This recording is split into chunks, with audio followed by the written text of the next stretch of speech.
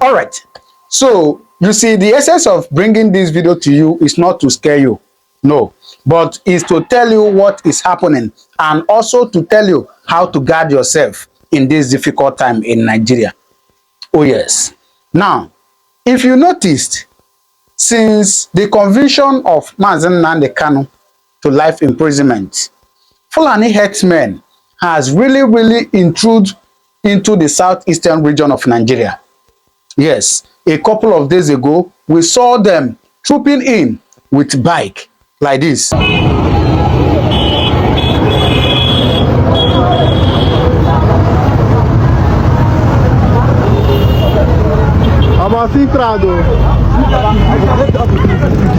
And a few months ago, we also saw them trooping in like this.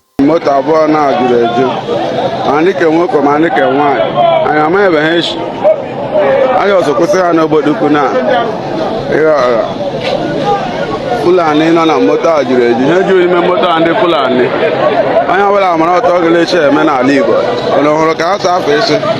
These are the ones we see. What about the ones we did not see? Of course, there are so many other ones that I won't be able to play here, but I just want to establish that the Fulani herdsmen has actually intruded into the southeastern region in the recent days. Oh yes, what they are looking for is what I don't know, but let me show you something. Today is the 2nd day of December 2025, and today a very big tragedy happened in the southeast of Nigeria. Let me show you this video. Now everybody in this vehicle have been kidnapped. Everybody in this vehicle have been kidnapped. Everybody in this vehicle have been kidnapped. Even this vehicle in front of me now, everybody inside it have been kidnapped. This news broke out this evening that the whole passengers in this bus were all kidnapped and were taken into the bush somewhere in Imo State. And not just that, we've seen another case just today that this man came out with gun trying to kidnap and, causing unrest in southeast Nigeria, just like this. I beg anybody wey dey outside, anybody wey dey this Nigeria, Sowore, Naze, dey on guard. This thing now wey dey the video now happen just about an hour ago, or no, about an hour 30 minutes ago. We dey come back from now, as I said, this video is not to put fear in your body, but it is to guide you. In fact, first of all, to bring the information to you, and secondly, to teach you on how to guard yourself.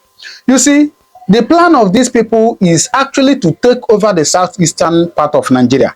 But unfortunately, Nnamdi Kanu has been a very big stumbling block for them all this while. And now, it seems they have actually clicked by sentencing Nnamdi Kanu, so nobody to disturb them. And that is why you see all this happening. But God passed them. I can assure you that. Now, the next thing you ask yourself is, what are we going to do in this difficult time? One of the problems I sometimes have with our people is I so believe in that God can do all things for us. I believe in God. I am a Christian. But believe in me, there are things that God can do for you, and there are things you can do for yourself. Even as a Christian, even as a pagan, even as whatever you worship, there are things that your God can do for you, and there are things that you can do for yourself. And at this point, of course, I know that 80-85% of our people are Christians, and so we believe in peaceful coexistence. We believe in peaceful dialogue. We don't want quarrel. We don't want fight. We don't want war. Yes, but at this time that we are faced with this big challenge, what are we going to do? That is the big question. As much as you pray, you remember that scripture that say, faith without good work is what? Is dead. So as much as you pray, make sure you go into action as too. And what is the action you are going to take now? I will allow you to listen to this video. Please, I beg of you. Listen to this young man and hear what he said that Christians should do now. Because now this thing is really getting out of hand. For those who do not understand, it is getting out of hand. So please, let me not bore you with words. Take a little time and listen to our brother and hear and see what we should do, even as a Christian, as a pagan, whatever you worship. Listen and hear the action we are supposed to take. Congress have told us that the mistake that the church has made in the past is that the church prayed but never acted. And the Bible says faith without works is dead. For the Bible says by strength shall no man prevail. By strength shall no man prevail. This ministry is resting on 7 pillars. There are first 3, there are second 3, and there is a single one. The first 3 is for the mandate for the church, Common Christian Assembly. And what is the mandate? To raise an apostolic generation, a people that are apostolic in mind and in spirit, with a mindset of holiness, faithful and diligent wherever they go, especially in their marketplaces. Raising apostles in marketplaces that are holy, that are faithful and diligent. That's the first one for the church. The second one is for me, for my ministry, for my mandate. And my mandate is to bring clarity, sanity and balance. So it means that wherever there is confusion, it is within my mandate, it is within my calling and my assignment to bring clarity there. Wherever there is insanity in a situation, in a society, in an environment, to bring sanity to that place, to speak sanity. And wherever there is incoherencies of policies, where there is imbalance, injustice, it is still within my mandate to bring balance, either for the church or for the world. So whenever I speak to nations, whenever I speak about the ills in Nigeria or all over the world, I am operating within the boundary of my mandate. I am operating based on the commissioning of God for my life. Like I said before, I do not hate Islam. I do not hate Muslims. I don't hate Muslims. It is not in the nature of the regenerated children of God to hate. We don't hate in this kingdom. We love. I don't hate Muslims. In fact, I've had fantastic friends that are Muslims. I have been helped by people that are Muslims. I grew up with people that are Muslims. So I don't hate Muslims. I don't hate Islam. I just wanted to have a situation, a society, a country where everybody can practice what they believe without fear. It is our job in this kingdom, based on the commission of Jesus, that we preach the gospel. But it is your choice to either accept or reject. We cannot force it on you. So you have the freedom, the right to either accept or you reject it. So therefore we want a society, a country, a nation where people can be free to practice whatever they like without the fear of being killed. So I am not Islamophobia. No, I just detect the fact that some people think it is within their power to kill another person that don't believe in what they believe. And truly, like I've always told you, there is Islamization agenda, an agenda that began long even before I was born. The moment this entity called Nigeria was formed, the moment this entity called Nigeria was amalgamated together, that agenda has been put in place and it has been running for a long time. And the people that are championing this cause are patient, are tenacious, such that even when they leave this world, their children and their offspring continue with the mandate. Whatever you are seeing today is a fruit of what has been sown 40, 50 years ago in Nigeria.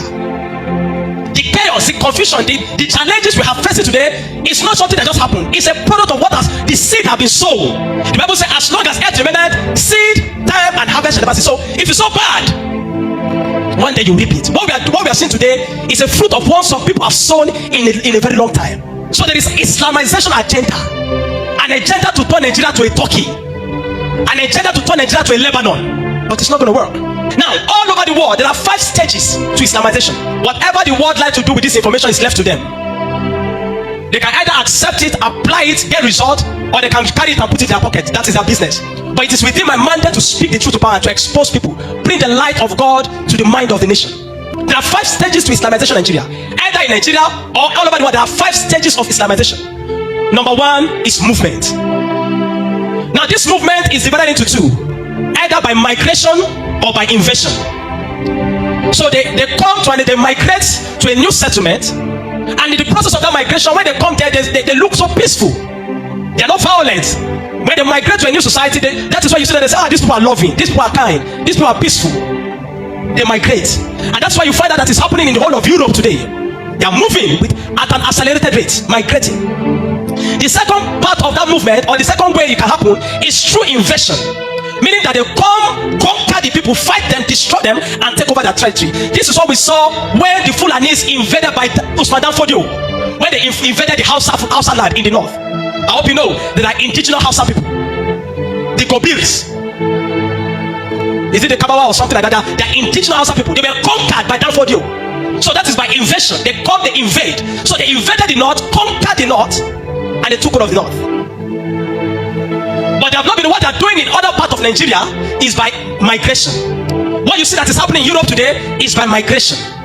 So they will go there, settle down there. But at that time, they look so peaceful. You look at them, you say, these people are loving and kind. But there is an agenda. The second stage is population. At the first stage, they are not much, so they look so peaceful.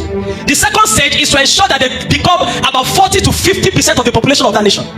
So they begin to multiply, give birth to 5 children, 7 children, have as many as 5 wives, 4 wives. You think it's by play? No. It's an agenda to ensure that they are the most populous in that place. That's why today you hear them say the north is very populous. Parents giving birth to children they cannot cater for. But there's an agenda just to ensure that they are the most populous. Are you learning? So at that stage, the next stage, once they have been able to settle, the next thing they begin to do is to ensure that they are the majority. So they begin to increase in population, reproducing and reproducing, bringing in their colleagues, bringing in their family from different parts to ensure that they overwhelm that place with number. To ensure that there are about 40-50% of population in that place. That is stage 2.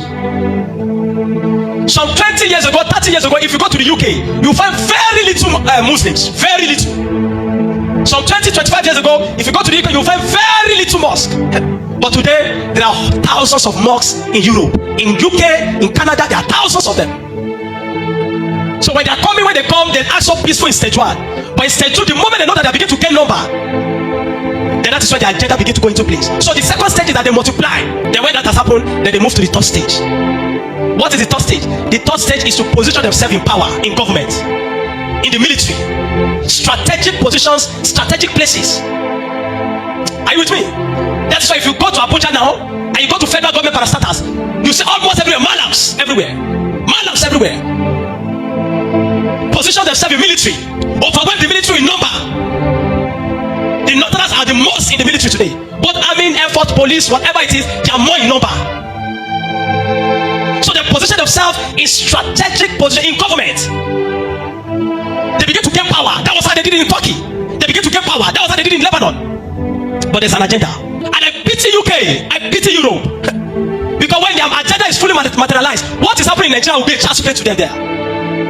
Today you have cities and colonies and cities in Europe that are governed by Muslims, by Arabs. You think they're trying to be liberal. The Europe is playing political correctness, but they have no idea what they're doing. So stage 3 is that they position themselves in key places in government.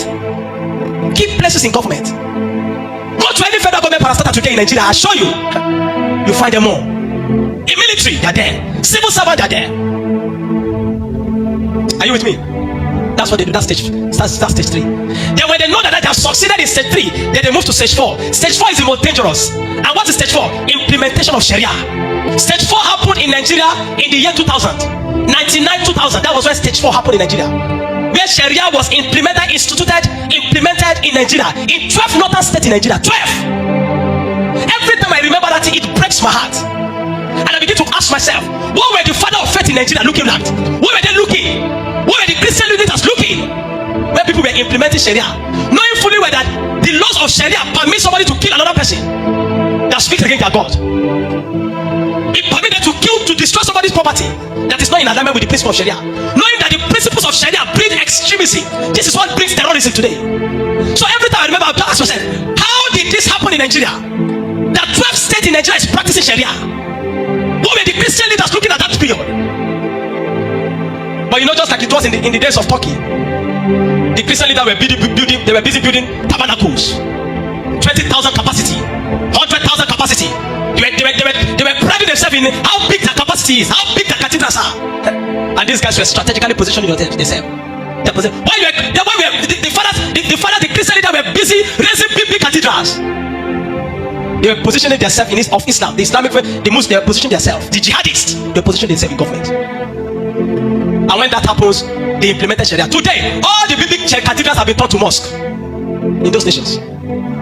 Stage 4 is the most dangerous. The moment you have allowed them to succeed in implementing Sharia, there's no way stage 5 will not succeed. I'm giving you stages, I'll tell you how it is.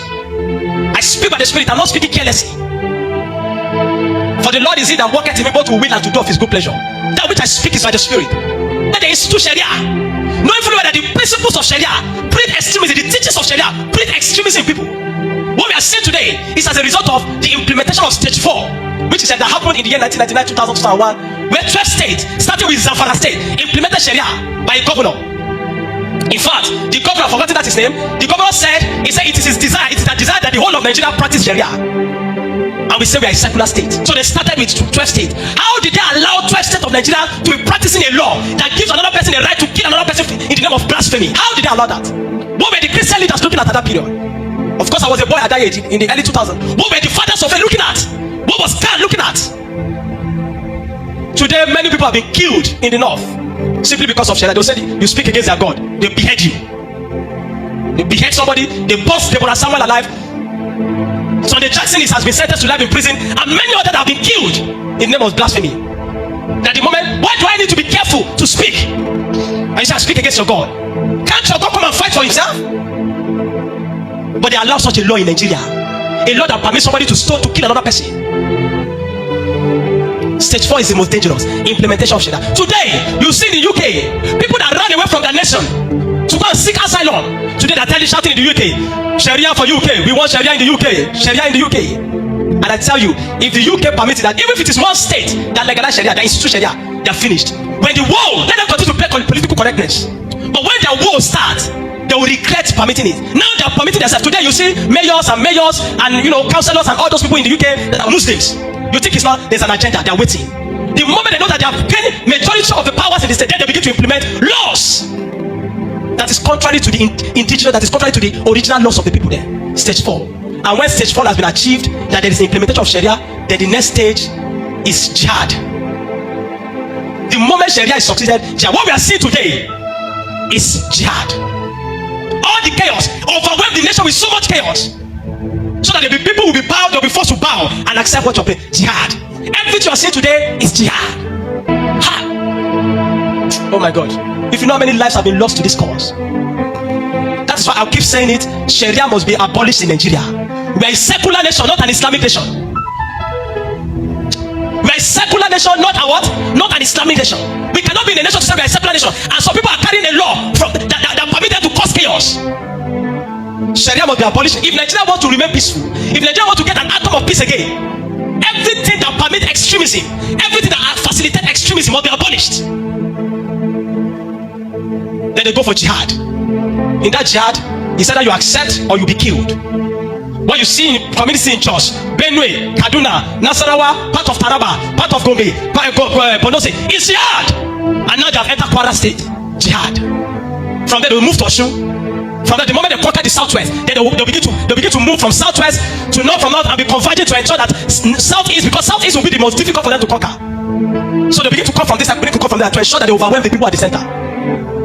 That must not happen in Nigeria. Jihad. These 5 stages, everywhere you go all over the world, these are the 5 stages of Islamization. I'm sharing with you what today. Whatever you like, you do with this information is entirely your own business. But you'll be very foolish to discard what I just said. Save it, keep it in your phone everywhere. Be watching it. You'll be foolish to discard this information. You'll be foolish to discard this information. Like I said, I don't have anything against Muslims. Practice your religion, my practice mine. If I have a mandate to preach to you, if I preach to you, you don't accept, go. There is no forcing in the kingdom of God. But for you to say you want to Islamize, you want to turn Nigeria to a Sharia state, that will never work. It will never work.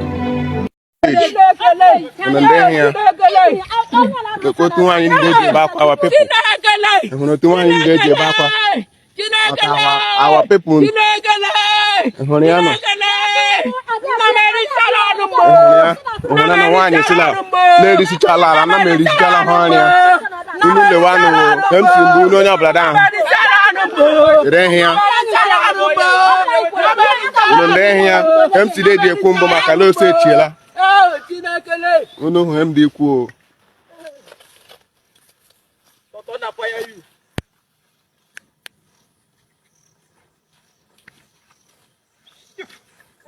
You dey laugh, Fabi. You dey laugh.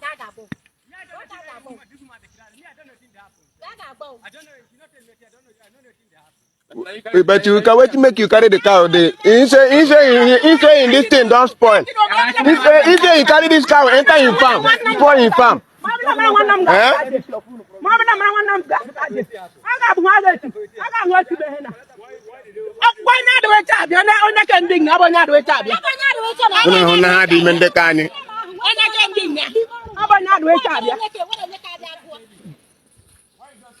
Una hona him di concerning our people. Oteji emebunde kani. Ebuka biwa.